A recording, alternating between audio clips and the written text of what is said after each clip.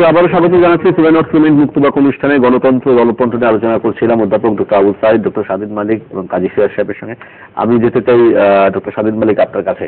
এই যে আমরা মানে যে কথা অধ্যাপক আবুল সাঈদ বলছিলেন যে গণতন্ত্র যখন বলি তখন শব্দটা নেতিবাচক অর্থে ভোট পাকানো হচ্ছে, এবং আমাদের এখানে দলগুলো সাংগঠনিকভাবে একটি আদর্শ ভিত্তিক দল হিসেবে গড়ে উঠছে না এবং উঠছেই না। যদিও বাংলাদেশের জন্ম কিন্তু আদর্শ দলের আন্দোলনের ফসল হিসাবে, এটি হচ্ছে না কারণটা কি? এটা কি শুধুমাত্র আমরা অনেক সময় দোষারোপ করি ব্যক্তির উপরে যে শেখ হাসিনা খালেদা জিয়া তারাই এটা করছেন, আসলে কি তাই নাকি আসলে আমাদের যারা দল অন্য যারা করি তারা আমরা চাই না দলটা দাঁড়াক? সেটি একটা মানে ব্যক্তিতন্ত্রের উপরে দোষারোপ করি পরিবার। আমি যেটা যে আমাদের যে নির্বাচনটা হলো, নির্বাচনে ধরেন মানে বিভিন্ন হিসাব ধরেন নির্বাচনের আগে প্রচারণা পর্ব থেকে যদি ধরেন তাহলে মানে মোটামুটি 20-21 জন মারা গেছে, আর 22 তারিখে 9 থেকে 11 জন, মানে এরকম মানে ধরেন 12 জন, হ্যাঁ মানে এরকম হয়তো যারা আহত হয়েছে আরো মানে 2-4 জন মারা গেলে, হ্যাঁ প্লাস ধরেন ঠিক কত লোক আহত হয়েছে সেটা জানি না, কিন্তু মানে বেশ কয়েকশো তো হবে বলছে মিডিয়াতে। আর ওই সংঘর্ষটা বহু জায়গায় হয়েছে। আমি যেটা কারণ দলের ব্যাপারে কারণে আসছিলাম, ধরেন আমার সাথে সিরাজ সাহেবের সাথে বা আবু সাঈদ সাহেবের সাথে বা আমাদের যতই মত পার্থক্য থাকুক না কেন, আমরা মনে হয় না যে আমরা একে অপরের প্রতি লাঠিসোঁটা নিয়ে আক্রমণ করব। তো এখন যেখানে মারামারিটা হচ্ছে প্রার্থী এবং তাদের সমর্থকরা, তারা কিন্তু লাঠিসোঁটা ধরার মতো লোক। সব ক্ষেত্রে বলছি না, সব জায়গায় বলছি না, কিন্তু এখন ধরেন লাঠিসোঁটা দিয়ে যারা মারামারি করে মানে দাও হোয়াটএভার নিয়ে মারামারি করে, এই লোকগুলি কিন্তু এখন রাজনীতিতে চলে আসছে। মানে একটা সমাজে ভালো খারাপ মারামারি করা, বুদ্ধাবৃত্তি মানে বিদ্যাবৃত্তির চর্চা করা সব ধরনের লোক থাকে, কিন্তু এখন রাজনীতিতে এই সংঘর্ষটা হচ্ছে। তার মানে আমি যেটা ভাবছি, এটা দেখছি, আমার যেটা মনে হচ্ছে যে মারামারি করার লোকজনরাই কিন্তু নমিনেশন পাচ্ছে, যেটা এখন আরো খুব খারাপ। সেটা যেটা পয়েন্ট আউট করলেন যে এই নমিনেশন খোদ প্রধানমন্ত্রীর কাছ থেকে পেয়েছেন। প্রধানমন্ত্রী এমন লোককে কি নমিনেশন দিচ্ছেন যারা নির্বাচনে জেতার জন্য লাঠিসোঁটা ব্যবহার করতে পিছুপা হবে না, অন্তত অনেক জায়গায় পিছুপা তো হচ্ছে না। আর এই ধরনের পিছুপা হচ্ছে না দেখে কিন্তু যারা এই লাঠিসোঁটায় পারদর্শী না, লাঠিসোঁটা বলতে আমি মানে একটা হ্যাঁ, তারা তো আস্তে আস্তে সরে যাচ্ছে। এবং এইসব লোকজনকেই কি দলরা কি প্রমোট করছে কিনা এই প্রশ্ন কিন্তু চলে আসছে। আমরা একজন দর্শক আছে, একটা প্রশ্ন নিয়ে দর্শক কে আছেন পরিচয় দিয়ে প্রশ্ন করুন। জি, সালাম আলাইকুম। ওয়ালাইকুম আসসালাম, কে বলছিলেন? আমি চট্টগ্রাম থেকে বলছি এমদাউল্লাহ। হ্যাঁ বলুন। আমি রাষ্ট্রবিজ্ঞানের একজন ছাত্র হিসেবে সংবিধান প্রণয়ন কমিটির অন্যতম সদস্য জনাব অধ্যাপক আবু সাঈদ মিয়াকে একটা প্রশ্ন রাখতে চাই যে চতুর্থ সংশোধনী এবং পঞ্চদশ সংশোধনীর মাধ্যমে কি গণতন্ত্রের উত্থান হয়েছে নাকি পতন হয়েছে? ধন্যবাদ আপনাকে। আবু সাঈদ, আপনি কিন্তু জবাব দেবেন কিনা? হ্যাঁ, অবশ্যই জবাব দেওয়া যাবে। দেখেন, গণতন্ত্র বহু দেশে বহু রকমের আছে, বহু পদ্ধতি আছে, বহু সিস্টেম আছে, এবং তার প্রয়োগ এবং প্রকরণ সবই কিন্তু ভিন্ন মাত্রায় থাকে। দেশের আবহাওয়া, মানসিকতা, চিন্তা, চেতনা এগুলো নিয়েই এক একটা দেশে গণতন্ত্রের এক একটা সিস্টেম দাঁড়ায় এবং গণতন্ত্র সেখানে বিকশিত হয় কিংবা পরিপূর্ণতা লাভ করে। আমাদের দেশে গণতান্ত্রিক এই সিস্টেম যেটা আছে, যেটা আমরা সংবিধান রচনা করেছিলাম ওয়েস্টমিনিস্টার স্টাইলে, সে ওয়েস্টমিনিস্টার স্টাইলে যে সংবিধান রচনা করেছিলাম আমাদের দেশে উপযোগী ছিল কিনা আজকে সন্দেহ জাগে। আমরা গণতন্ত্রের জন্য যে কথাগুলো বলেছিলাম তার সঙ্গে নাগরিকদের দায়বদ্ধতা আমরা কিন্তু সংবিধানে দিয়ে দেয়নি, এবং এই অনুসারে প্রত্যেকটি চ্যাপ্টারই আছে, প্রত্যেকটি অনুচ্ছেদেই আছে, মৌলিক অধিকারের অনুচ্ছেদে আছে, রাষ্ট্র পরিচালনার মূলনীতি আছে এবং অন্যান্য জায়গায় আছে। আমাদের আইন করার কথা ছিল, আমরা তো আইন করি। আপনি বলতে চাইছেন যে ওয়েস্টমিনিস্টার ফর্ম আমাদের জন্য আসলে সুইটেবল কিনা আপনি নিশ্চিত না? ওয়েস্টমিনিস্টার সুইটেবল আমাদের দেশে আমি মনে করি না সুইটেবল। আপনি কি তাই মনে করেন? আপনার কাছে কি মনে হয়? না, আমি তো ওয়েস্টমিনিস্টার কোথায়, আমাদের কি রাজারানী আছে নাকি? আমি যতদূর জানি আমাদের 200 বছর ধরে রাজারানী নাই। আমাদের মানে জন্মগতভাবে মানে ওই যে বংশ পরম্পরায় ওই যেগুলো হাউস অফ লর্ড এগুলো তো নাই আমাদের। আমার মনে হয় যে আমরা ওয়েস্টমিনিস্টারতে হ্যাঁ ওই একটা পার্লামেন্ট থাকবে, গণতন্ত্র থাকবে, অদ্ভুত বললে ওয়েস্টমিনিস্টার, কিন্তু ওয়েস্টমিনিস্টার যে কতগুলো স্পেসিফিক ওই রাজা মানে রানী আছে, এখন যে রানী আছে, বংশ পরম্পরায় হাউস অফ লর্ড আছে, ওখানে ওই আজীবনের জন্য কাউকে নমিনেশন দিয়ে করা হচ্ছে, এখন তো কত 1200-1300, এগুলি তো নাই। আমরা ওদের থেকে অনেক বেশি গণতান্ত্রিক, ওদের আমাদের কাছ থেকে অনেক গণতন্ত্র শিখার আছে। ওদের ওয়েস্টমিনিস্টার ওই পার্লামেন্ট হিসেবে এখানে ওয়েস্টমিনিস্টার। তাহলে আমরা কিসের জন্য তাহলে চিৎকার করছি? যদি আমাদের যদি এত বেশি গণতন্ত্র থাকে, না অনেক কিছু ব্যাপার সংবিধানে বলছে মানে একদম সিম্পল, অনেক কিছু ব্যাপার আমরা কিছুটা ওই যে কলোনিয়াল মাইন্ড আমরা সাধারণত আমরা দেখে যে লাভ দিয়ে সালাম দিতে উঠে যাই। আমাদের যে ওই বৈষম্যহীনতার যে ধারণা, এই যে মানে হিন্দু মুসলমান, এই যে মানে বৌদ্ধ খ্রিস্টান, এছাড়াও মানে ধরেন নোয়াখালী ময়মনসিংহ, এগুলি তো আমাদের কোনো বেশ কম মানে ইয়ে নাই, ফারাক নাই। এবং আমাদের অনেক সমতে আমি মানে ব্রিটিশের বল আমাদের চাকরি বাকরিতে মানে যেই ধরনের গণতান্ত্রিক পর্যায়ে মানে চাকরি থেকে বরখাস্ত করা হবে, চুল থেকে পান করে হাইকোর্টে গেলেই চাকরি ফেরত পায়। বিলাতে এগুলি এখনো ধারণাই নাই, ওদের এখনো ওই একেবারে মধ্যযুগীয় কায়দায় চাকরি থেকে চাকরি বাকরির মতো বিদায় করে দেয়, যেটা আমাদের 50-এর দশকে বন্ধ হয়ে গেছে। ওদের আমাদের কাছ থেকে অনেক কিছু শিকার আছে, হ্যাঁ, কিন্তু তার মানে সবকিছু না, আমাদেরও ওদের কাছ থেকে অনেক কিছু শিকার আছে। তবে ওই যে মানে আমি খুব আপনার প্রশ্ন আমি টেনে নিয়ে বলি, চতুর্থ সংশোধনীতে এটা স্পষ্ট আমাদের গণতন্ত্র যেই প্রচলিত ধারণা ওটা সম্পূর্ণ পরিপন্থী ছিল, এবং চতুর্থ সংশোধনীতে আমাদের গণতন্ত্র নিঃসন্দেহে সাংঘাতিক ধাক্কা খেয়েছে। মানে কতগুলো জিনিস সাইড ভাই ওদের মনে নাই, 73-এর সংসদ হলো, 75-এর 25শে জানুয়ারি যখন চতুর্থ সংশোধন হলো, চতুর্থ সংশোধনী হলো, তখন বলা হলো আজকে থেকে এই পার্লামেন্ট আরো 5 বছর। সেগুলো অনেকগুলি সাংঘাতিক অগণতান্ত্রিক জিনিস হয়েছিল। পঞ্চদশ সংশোধনীটা খুব অবিবেচনা প্রসূত একটা সংশোধনের কতগুলো বেসিক মানে একটা ছড়া লেখারও আমি জানি না, আবার ছড়া লেখারও কতগুলো বেসিক নিয়ম আছে, ওই নিয়ম না মেলে ছড়া লিখলে ওই ছন্দ মিলবে না। তো পঞ্চদশ সংশোধনী যারা লিখেছেন তারা ওই বেসিক নিয়মকানুনই না বুঝে যা মাথায় আসছে লিখে দিয়েছেন। ইভেন বাংলা ইংলিশটাও মিলাতে পারেন নাই, মানে বাংলা ভার্সনে পঞ্চদশ সংশোধনী বলছে, বাংলা ভার্সনে বোধহয় আছে 54টা, ইংলিশ ভার্সনে আছে 51টা। মানে বাংলা ভার্সন পড়লে মনে হবে সংবিধানের 54টা জায়গায় সংশোধন আসছে, আর ইংলিশ ভার্সনে 51টা জায়গায়। আমাদের সংবিধান যারা দেখেছেন ওই বাম দিকে বাংলা, ডান দিকে ইংলিশ, তাই তো? কিন্তু পঞ্চদশ সংশোধনী এটা করতে পারে নাই। পঞ্চদশ আগে বাংলা শেষ হয়েছে, তারপরে ইংলিশটা পাশাপাশি মিলাতে গেলে এটা মিলাতে পারে নাই। তো ওইটা আমি বলছি যে এত ছেলে মানুষই হয়েছে, এত বিবেচনায় প্রসূত হয়েছে, এদের সাথে গণতন্ত্রের কোনো সম্পর্কই নাই।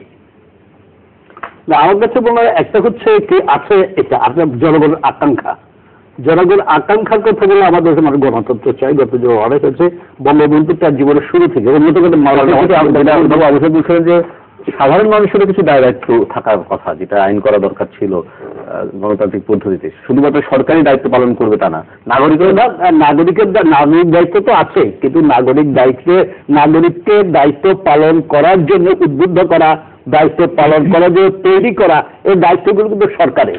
আগে সরকারকে নিজেকে গণতান্ত্রিক হতে হবে। আপনি ধর্ম পরের শেখাও, আগে তো নিজে গণতন্ত্র আচরণের চতুর্থ সংশোধনের কথা বলা হয়েছে।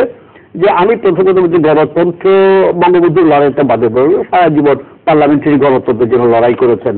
এবং আপনারা নিশ্চয়ই যাদের বয়স তারা জানেন, উনি যেখানে জনসভা করতে যেতেন, শফি সাহেব নামে একজন গায়ক ছিল, মানে পল্লী গায়ক আর কি, উনি একটা সব মিটিংয়ে গান গাইতেন, শুনে বন্ধুগণ দেশে পার্লামেন্ট শাসনের প্রয়োজন, এই গানটা সব মিটিংয়ে গাওয়াতেন তাকে দিয়ে।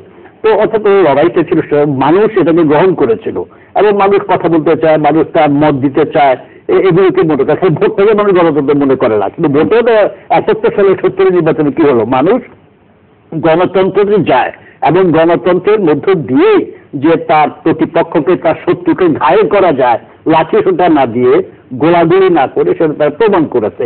কিন্তু সেই গণতান্ত্রিক যে আকাঙ্ক্ষা, জনগণের যে স্বপ্ন নেতারা দেখিয়েছিলেন, আবার জনগণ দেখেছিল, সেই স্বপ্ন 74 বা 75-এর 25 জানুয়ারি চতুর্থ সংসদের মাধ্যমে নষ্ট। অথচ 72 সংবিধানে সাইদারা যে সংবিধান প্রদর্শনে যুক্ত ছিলেন, 72 সংবিধানকে বলা হয় এখনো পৃথিবীর অন্যতম সেরা একটি সংবিধান। আপনারা নিজেরা করেছেন সেটা, নিজেরা আবার সেটাকে কর্তন করেছেন, সেটাকে ধ্বংস করে দেন। ধ্বংস করার পরে তখন থেকে গণতন্ত্রের বলেছে আত্মঘাতী বাঙালি। হ্যাঁ, তো এখন এটা থেকে গণতন্ত্র সেটা আমরা করেছি, এটাকে স্বীকার করে। এটা যত আসে পঞ্চম সংশোধনীর কথা হলো, জিয়াউর রহমান এই করেছেন ওই করেছেন, জামাতকে তার চতুর্থ সংশোধনী না হলে তো পঞ্চম সংশোধনীর প্রয়োজন হতো না। পঞ্চম সংশোধনী চতুর্থ সংশোধনী রহিত করার জন্য, বাতিল করার জন্য পঞ্চম সংশোধনী যেটা করা হয়েছে, জামাত সেই সুযোগটা নিয়েছে। সেটা কতটুকু ঠিক হয়েছে জামাতকে তখনই সেটা অন্য আলোচনা, কিন্তু ওই সুযোগটা তো তৈরি হয়েছে চতুর্থ আমি বলতে চাই পঞ্চদশ সংশোধনীর ব্যাপারে আমি সংশোধনীর ব্যাপারে তো স্বাধীন মালিক ব্যাপারে আমাকে তো বিশেষজ্ঞ তিনি যেরকম আমি একমত। আমার সংসদীয় গণতন্ত্রের যে অনুচ্ছেদগুলো করেছিলাম সেটা দেখা গেল বঙ্গবন্ধু ভাষণে বলেছেন এটা ফ্রি স্টাইল গণতন্ত্র হয়ে গেল। এই ফ্রি স্টাইল গণতন্ত্র কেউ কাকে মানে না, কোনো আইন কানুন কেউ কিছু মানে না। দেশে একটা চরম অরাজকতা, এবং তখন 5 লক্ষ অস্ত্র ছড়ানো ছিটানো, এবং অর্থনৈতিক অবস্থা থেকে রাস্তাঘাট অবকাঠামো সবকিছু ধ্বংস, রিজার্ভ নাই। এই অবস্থার ভিতরে তখন বিতর্ক ছিল একটা, রেভলিউশনারি কাউন্সিল করা দরকার না সংসদীয় গণতন্ত্র করা দরকার। এটা কিন্তু বিতর্ক ছিল, এবং জাসদ ভাগ হয়ে গেল এই কারণে। তারা বলতেছে যে একটা বিপ্লবের মাধ্যমে যদি একটা রাষ্ট্রের জন্ম হয়, সেই দলের উচিত যে রেভলিউশনারি কাউন্সিল করা। লাস্ট 75 সনের আগে আমি আজকে একটা কথা বলতে চাই, এটা কেউ জানেন কিনা জানি না, বঙ্গবন্ধু সিরাজুল খানকে ডেকেছিলেন, তখন জাসদ হয়ে গেছে। উনি এই চতুর্থ সংশোধনীর সময় সিরাজুল খান বললেন যে তুমি আমার সাথে আসো। সিরাজুল খান বললেন আপনি কি করতে চান? বলতে আমি জাতীয় দল আগে করতে চাই। আর সিরাজুল খানের কথা ছিল জাতীয় সরকার আগে করেন। এই ডিফারেন্সটা হওয়ার জন্য জাসদ আসলে না, পরবর্তীকালে যা হওয়ার তা হয়েছে। আর একটা কথা বলি, আমাদের দেশে কোনো সময় গণতন্ত্রের প্র্যাকটিসটা সুষ্ঠুভাবে সম্পন্ন করা যায়নি। কখনো মার্শাল ডেমোক্রেসি, কখনো শোষিত গণতন্ত্র, যেটা অনেকেই বলে গরিব মানুষের জন্য বঙ্গবন্ধু যে গণতন্ত্র করতে চেয়েছিলেন সেটাকে অনেকেই বলে একদলীয় শাসন ব্যবস্থা। কিন্তু তার প্রোগ্রামগুলো কিন্তু এখন পর্যন্ত কেউ অস্বীকার করতে পারে না। কি জাতীয় ঐক্য, সেই জাতীয় ঐক্যের কথা এখনো কিন্তু বেগম জিয়া বলে, আমাদের দল বলে।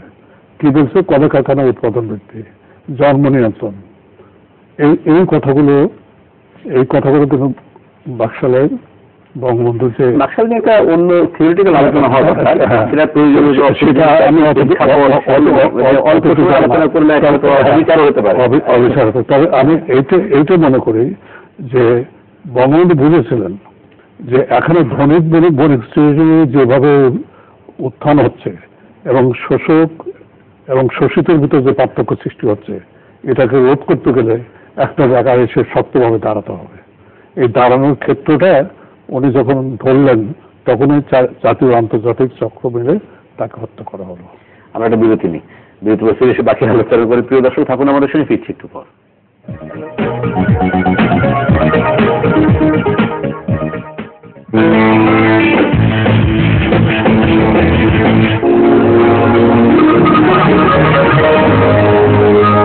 Seven Horse Supreme Cement 67 tricalcium silicate সমৃদ্ধ 7 হার্স সুপ্রিম সিমেন্ট সঠিক সময়ে জমাটবদ্ধ নিশ্চিত করে আপনার বিল্ডিং এর সুস্বাস্থ্য। 7 হার্স সুপ্রিম সিমেন্ট। আজ ফেয়ারলাভলি চ্যালেঞ্জ করছে সারা পৃথিবীকে। আর জাপানের কিছু বিখ্যাত পেজকে চ্যালেঞ্জ করা যায় মুখে এক পাশে ফেয়ারলাভলি এবং অন্য পাশে কিছু আন্তর্জাতিক ক্রিম। আর ফলাফল দুবাই, সিঙ্গাপুর এবং জাপানের ক্রিমের কাছে ফেয়ারলাভলি আনবিটেবল। ফেয়ারলাভলি সারা পৃথিবীকে চ্যালেঞ্জ। যা দেয়ালের মাইক্রোফোস্ট পূরণ করে, ফলে আপনার বাড়ি থেকে ধুলো ময়লা থেকে সুরক্ষিত বছরের পর বছর। মনে করো এটা তোমার অর্থে উজ্জ্বল, কিন্তু এটা থেকে যেতে পারে ডার্ক এবং ড্যামেজ ত্বকের আড়ালে। শীতকে গ্রীষ্মে ত্বককে করে 4 গুণ বেশি উজ্জ্বল মুহূর্তে, যা গায়ের ত্বককে ভেতর থেকে সুস্থ করতে সাহায্য করে। এটাই রাখলেন ত্বক সহ্য করার শক্তি। পুরুষদের করা ত্বকের জন্য বিশেষভাবে তৈরি নতুন ফেয়ার এন্ড হ্যান্ডসাম, যা দেয় বেশি স্কিন ময়শ্চারাইজেশন, বেশি ডার্ক স্পট রিডাকশন, বেশি সান প্রোটেকশন, বেশি সোয়েট কন্ট্রোল, আরো বেশি ফেয়ারনেস। বিশ্বের 1 নম্বর ইমামি ফেয়ার এন্ড হ্যান্ডসাম, কারণ পুরুষদের চাই বেশি।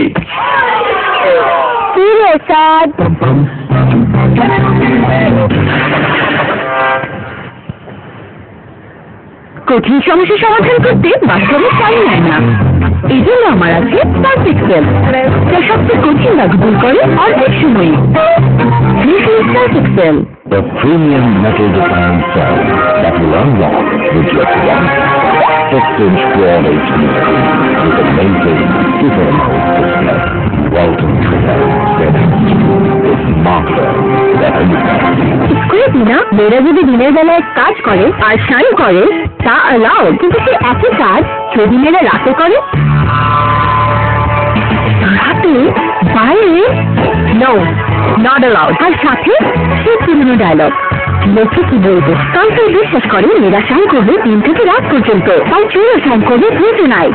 5টি ন্যাচারাল সমৃদ্ধ কাউন্সিল ব্ল্যাক শাইন, চুলকে দেয় লং লাস্টিং শাইন। একটু লাউড শাইন করো 3 থেকে রাত পর্যন্ত। এবার দেখুন সব রঙের কাপড়ের আসল জামা চমক 3-in-1 আলট্রা ফেব্রিক ব্রাইটনার। মাত্র 3 ফোঁটায় সাদা হয় আরো ধবধবে, রঙিন কাপড় আরো উজ্জ্বল, আর অ্যান্টি ব্যাকটেরিয়াল আইটেম কাপড়কে রাখে জীবাণুমুক্ত।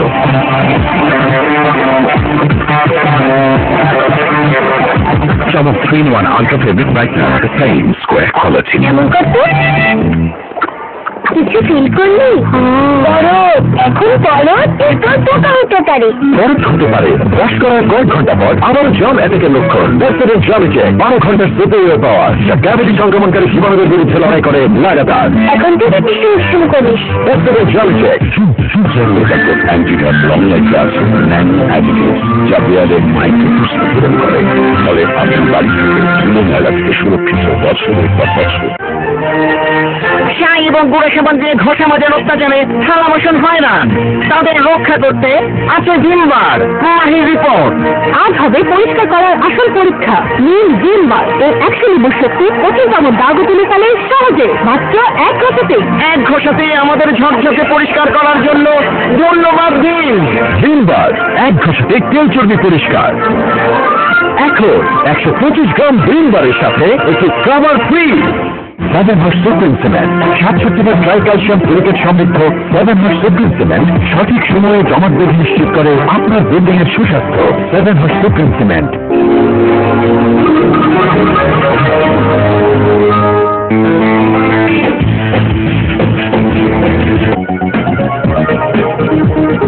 আবারও স্বাগত জানাচ্ছি সিলেবাস টিভির মুক্তবাক অনুষ্ঠানে গণতন্ত্র দলতন্ত্র নিয়ে আলোচনা করছিলাম। আমি যেতে চাই কাজী সিরাজ আপনার কাছে, সেটি হচ্ছে যে আমরা আলোচনা করতে করতে আমরা আসলে সবসময় একটা ঘটনা ঘটে আলোচনা করতে করতে আমরা রুটের দিকেই চলে যাই, শেষ পর্যন্ত কেন ঘটনাটা ঘটছে, কোথাও থেকে শুরু। সেইভাবে যদি দেখতে চাই তাহলে পৃথিবীতে অনেক কিছুই অনেক গভীরে যেতে হয়, অনেক সময় ব্যাখ্যা। কিন্তু বর্তমান সময়ের প্রেক্ষাপটে যদি আমরা একটা উন্নততর সমাজ গড়তে চাই, অ্যাকাউন্টেবল সমাজ গড়তে চাই, রাষ্ট্র ব্যবস্থা গড়তে চাই, যদি মানুষকে উন্নততর চিন্তা ভাবনা দিতে চাই, থিঙ্কিং এর দিক থেকে আমরা ক্রিকেট ভালো করছি, চিন্তার জগতে ভালো করবো না সেটা তো হতে পারে না। আমরা ইন্ডাস্ট্রিয়ালাইজেশনে ভালো করবো, চিন্তার জগতে ভালো করবো না। সেই জায়গাটিতে যাওয়ার জন্য আপনার কি মনে হয় যে দলগুলোর ভেতরে কোনো ধরনের চর্চা আছে, এবং বড় দলগুলো তো সেই দায়িত্ব না নিয়ে পারে না? নেই তো, সেটাই যদি থাকতো তাইলে আজকে দলে এই যে দলতন্ত্র গণতন্ত্র ইস্যু, এখন সবকিছু নিজেরা যদি নিজেদের অভ্যন্তরে চর্চা না করে, নিজেরা যদি নিজের দলের মধ্যে প্রয়োগ না করে, তাহলে রাষ্ট্রের অন্য জায়গায় এটা প্রয়োগ করবে না, এটা প্রয়োগ হবে না, সেটা করা যাবে না, করবে না। তো এখন দলগুলোর মধ্যে এগুলো কোনো চর্চা নাই।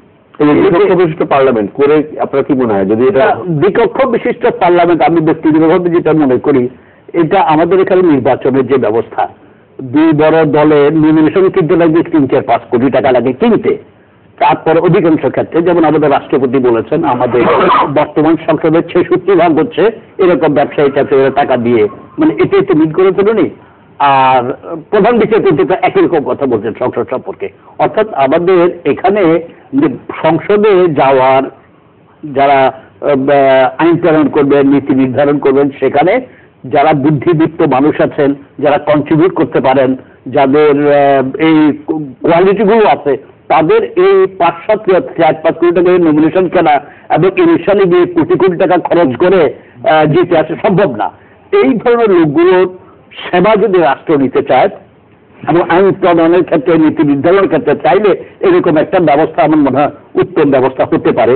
তবে সেখানে এই যে টেকনোক্রেট মন্ত্রীর নামে যে বিষয়ে বিশেষজ্ঞ হওয়া দরকার না, টেকনোক্রেট তিনি মন্ত্রী হয়ে গেলেন, অথবা এই বিষয়ে তিনি কিছুই জানেন না। একইভাবে যাদেরকে নেওয়ার চিন্তা ভাবনা করে উচ্চ কক্ষের কথা বলা হচ্ছে, সেটা না নিয়ে যদি আবার দলের ওই যে যাদেরকে নির্বাচন করাচ্ছেন, এই যে স্বাধীন মালিক বললেন এখন নির্বাচন মানে আপনি মনোনয়ন দেবেন যারা লাফালাফি করতে পারবে তাদেরকে, না যারা বাইরে থেকে বুদ্ধি দিয়ে, চিন্তা দিয়ে, সততা দিয়ে, আদর্শ দিয়ে মোকাবিলা তাদেরকে দেবেন।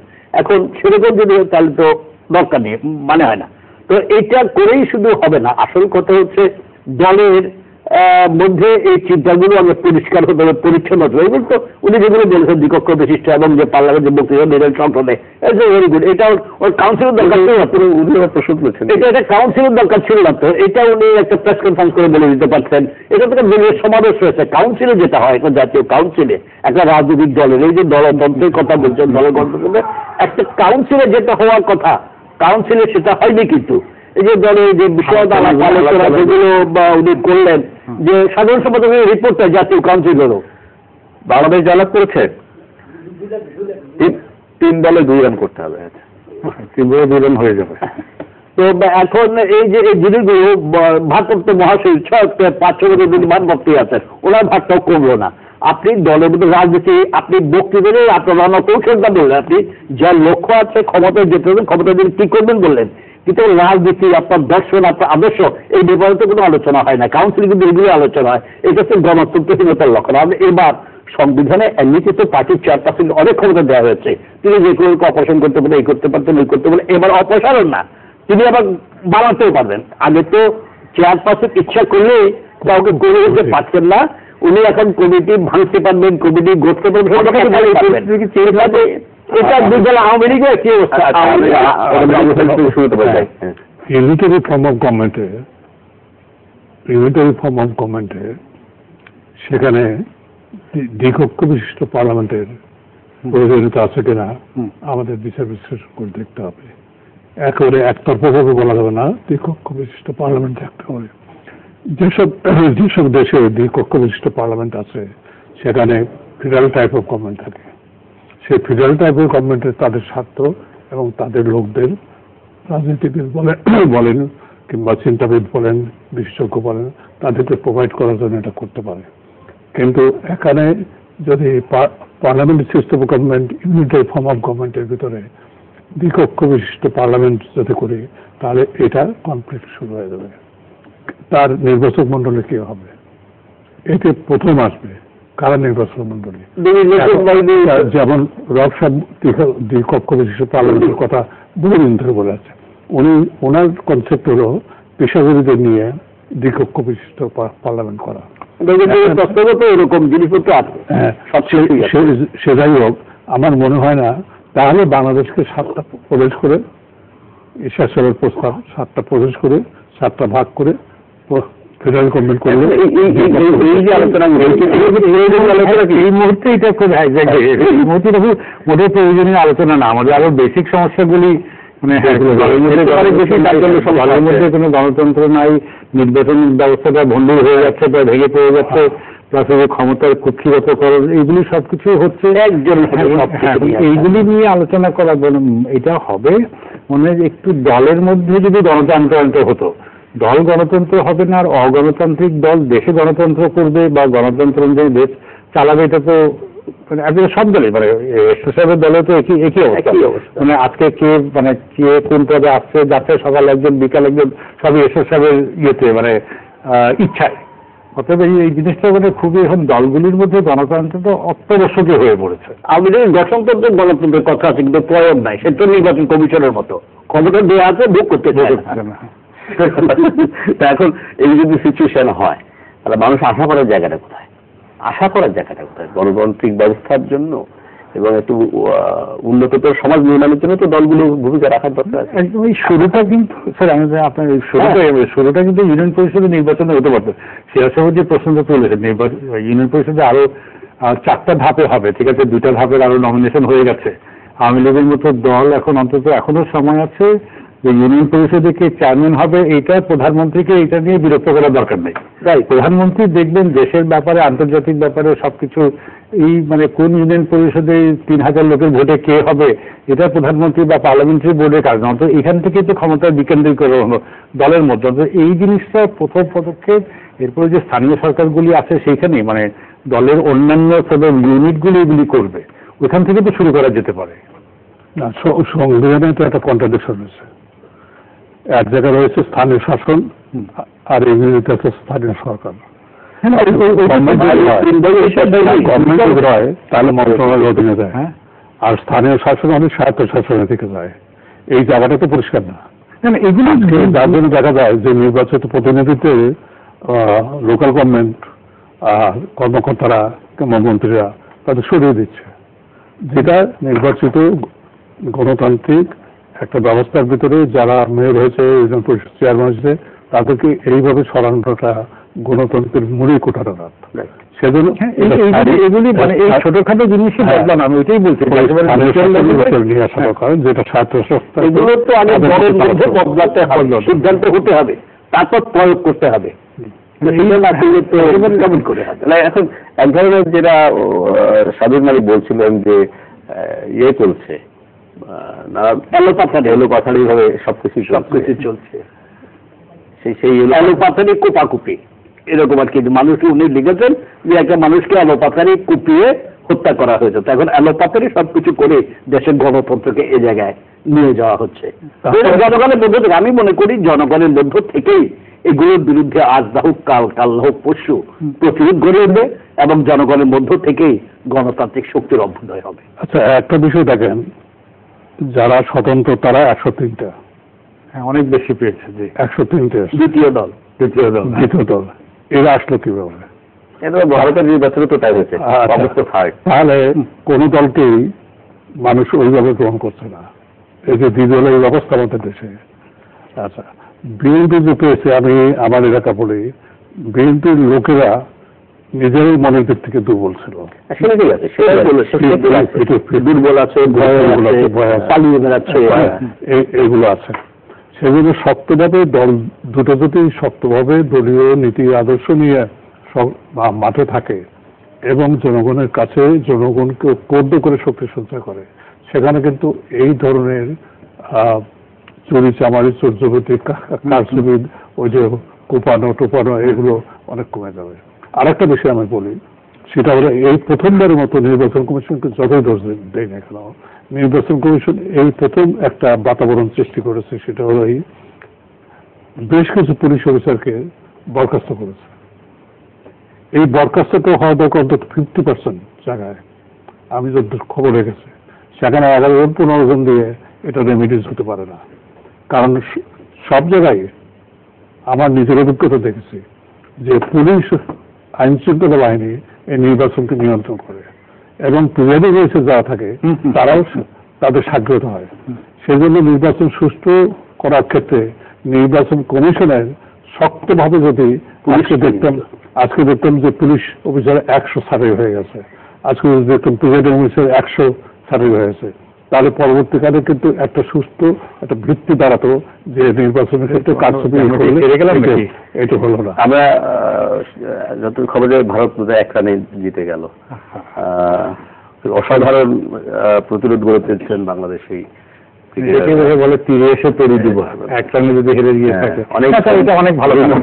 অনেকজন যে কাটিয়ে বলছি এলে সুখের বন্দরেতে, জলের তলে পাহাড় ছিল লাগলো মুখের অন্দরেতে, তাই হলো অনেক। ঠিক আছে, মানে ভারতের সাথে 1 রানে হারা এটা জিতার মতো, অসাধারণ খেলেছেন, এটা জিতার মতো। ব্যাংকিং এশিয়া কাপে এবং ওয়ার্ল্ড কাপেও, টি-20 ওয়ার্ল্ড কাপেও বাংলাদেশ কিন্তু অনেকে যেমন বলছিলেন যে বাংলাদেশ টি-20তে অত, সেটা কিন্তু হয়নি। আমাদের ক্রিকেটাররা যথেষ্ট তারা দক্ষতা পরিচয় দিয়েছে। কিন্তু ভারত 10 নম্বর আর 1 নম্বর, আর আমরা ছিলাম 10 নম্বর। তো 10 নম্বর হয়ে 1 নম্বর টিমের সাথে যদি 1 রানে হারা, এটা জিতার মতোই, এটা জিতার মতো। এটাই সান্ত্বনা আমরা খেলায় থাকে। কিন্তু যে বিষয়টা আমরা আলোচনা করছিলাম যে খেলাটাতে কেউ হারছে না জিতছে না, কিন্তু খেলাটা চলছে, সেটি তো হচ্ছে গণতন্ত্রের খেলা বা দলতন্ত্রের খেলা। সেই খেলাটিতে তো আমরা যে জায়গাটা যেতে চাই, পরিবর্তনটা তো জনগণ থেকে আসবে। সেই জনগণের সচেতনতা আছে কিনা, সেই জনগণ কি কোথাও কোথাও অতিরিক্ত মৌলবাদ দ্বারা প্রভাবিত হচ্ছে, কোথাও কোথাও অতিরিক্ত সমালোচনাবাদ দ্বারা প্রভাবিত হচ্ছে, কোথাও কোথাও মানে মুখ ফিরিয়ে থাকার রাজনীতি বিমুখতা ছাত্রছাত্রীদের ভিতরে বড় প্রবণতা, সেইটা থেকে আমরা এটা আমার অধীনে আমার গত 21 তারিখে সমাজতান্ত্রিক ছাত্র ফ্রন্টের সম্মেলন হয়েছে, জাতীয় সম্মেলন। আমি গেছিলাম দেখার জন্য দর্শক, মানে গোটা কলাভবন এলাকার লাল টুপিতে প্রায় 1010 ছেলে মেয়ে এসছে। সম্মেলন হচ্ছে কিন্তু বাইরে ইউনিভার্সিটি সব ক্লাস রেকর্ড ছেলেদের কোনো প্রতীকে এত বড় একটা সমাবেশ হচ্ছে, এত সুন্দর। ওই সম্মেলনে হ্যাঁ, কিন্তু ঘটনা হচ্ছে সচেতন, হ্যাঁ, কিন্তু ঘটনা হচ্ছে বিশ্ববিদ্যালয়ের ছাত্রছাত্রীদের অন্য সময় আমরা দেখেছি একটা সঙ্গে মিটিং হলো, অন্য সঙ্গে ছেলেরা তাদের ছাত্ররা দাঁড়িয়ে থাকতো, টিচাররা এসে শুনতো কি বলে, কোনো রিয়েকশন ছাত্রছাত্রীদের মধ্যে দেখতাম না। অথবা এত বড় একটা সুন্দর জিনিস হচ্ছে, এটা বড় মানে আশঙ্কাজনক একটা বিষয়। এই স্পষ্ট মানে বিশ্ববিদ্যালয়গুলিতে গত 25 বছর ধরে গণতন্ত্রের চর্চা সব বন্ধ করে দেওয়া হয়েছে। মানে গণতন্ত্রের যে ন্যূনতম চর্চা সেটা একেবারে ঢালাওভাবে বন্ধ হয়ে গেছে। এই জন্য আমার বিশেষ করে আশ্চর্য লাগে যে বিশ্ববিদ্যালয়গুলিতে কোনো গণতন্ত্র নাই, আবার এই দেশগুলি সব বলে গণতন্ত্রের কথা। মানে গণতন্ত্র যেখান থেকে আসবে ঐতিহাসিকভাবে না, আমাদের ঐতিহাসিকভাবে গণতন্ত্র সবাই শিখেছে বিশ্ববিদ্যালয় থেকে, বিশ্ববিদ্যালয় কলেজে নেতৃত্ব কলেজে কোনো ছাত্রছাত্রীর নির্বাচন নাই 25 বছর ধরে। এখন এই মাঝে মাঝে এই যে মারামারি করার জন্য আমি যদি খেলোভাবেই বলি, ইউনিয়ন পরিষদের নির্বাচন, পৌরসভা নির্বাচন, এখন এটা তো যেটা দেখছি যে যেসব আফ্রিকার যেসব দেশে মানে ওদের ইতিহাসে একবার বা দুইবার যে এইসব দেশের নির্বাচন হচ্ছে, ওইসব দেশের নির্বাচনে শত শত লোক মারা যায়। মানে আমার যেটা আশঙ্কা, শুরুতেই বলেছি যে এই 5টা নির্বাচন হওয়ার মধ্যে আমরা যখন প্রমাণ করেই ছাড়বো যে আমরা আফ্রিকার যে দেশগুলিতে কোনো নির্বাচনের প্র্যাকটিক্যালি গণতন্ত্রের নির্বাচনের ইতিহাস নাই, ওখানে নির্বাচন মানে দুই দলের ওদের গোত্রদের মধ্যে যে মারামারি, আমরা এখন ওইখানে গিয়ে প্রমাণ করে ছাড়বো নাকি যে আমরা আবার শুরু থেকে শুরু করতে হবে। এগুলি খুবই দুর্ভাগ্যজনক। আপনি যেটা বললেন, হ্যাঁ, ইউনিভার্সিটিতে খুব হতাশ না হয়ে পারি না।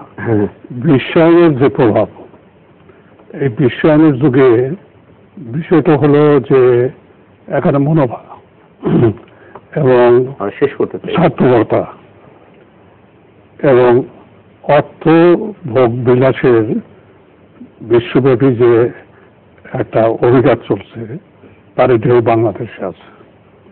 তার সাথে অর্থ যেখানে সমাজ এবং রাষ্ট্রের নিয়ামক শক্তি হয়ে দাঁড়ায়, সেখানে স্বাভাবিকভাবে অর্থের সঙ্গে আসে মাস্তানি, পেশাজীবী, পেশীয় শক্তি, আদর্শ আসে না। আদর্শ সেখানে স্তব্ধ হয়ে যায়।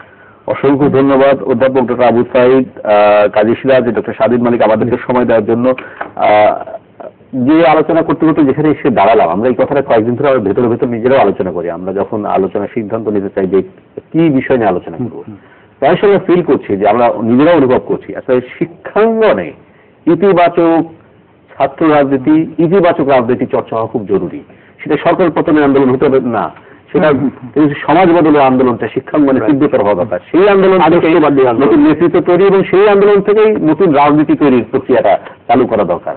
আমরা অন্তত প্রত্যাশা করতে চাই যে দলগুলোর কাছে তারা শিক্ষাঙ্গনে লেজুর ভিত্তিক ছাত্র রাজনীতিকে স্পন্সর না করে তারা যদি অন্তত বুদ্ধিভিত্তিক রাজনীতির জন্য উৎসাহিত করেন, তাহলে দেশের গণতন্ত্র কিছু হলে উপকৃত হতে পারে। দেশ দলতন্ত্রের থেকে দল গঠনের দিকে এবং গণতন্ত্র নির্মাণের দিকে আরো এগিয়ে যেতে পারে। প্রিয় দর্শক, সবাই ভীষণ ভালো থাকবেন।